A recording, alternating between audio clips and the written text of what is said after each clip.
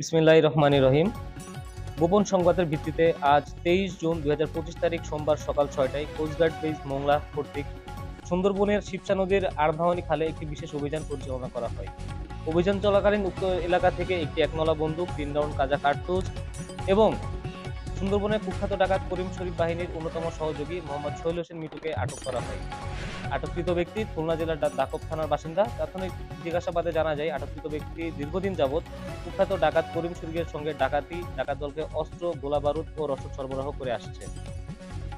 কোস্টগার্ডের এ ধরনের সাঁড়াশি অভিযানের ফলে সুন্দরবন অঞ্চল ধীরে ধীরে জলদস্যু ও ডাকাতমুক্ত হয়ে উঠছে। এই অভিযানের মাধ্যমে উপকূলীয় এলাকার জেলে ও মাছ শিকারীরা এখন নির্বিঘ্নে ও নিরাপদে তাদের জীবিকা নির্বাহ করতে পারছে। বাংলাদেশ কোস্টগার্ড আইন শৃঙ্খলা রক্ষার্থে উপকূলীয় ও নদী তীরবর্তী অঞ্চলে ২৪ ঘন্টা ব্যাপী টহল কার্যক্রম এবং বিশেষ অভিযান অব্যাহত রেখেছে, যার ফলে এসব অঞ্চলের আইন শৃঙ্খলা পরিস্থিতি অনেকাংশে উন্নত হয়েছে। সুন্দরবনকে দূষণমুক্ত রাখতে বাংলাদেশ কোস্টগার্ডের এই ধরনের অভিযান ভবিষ্যতেও অব্যাহত থাকবে। ধন্যবাদ।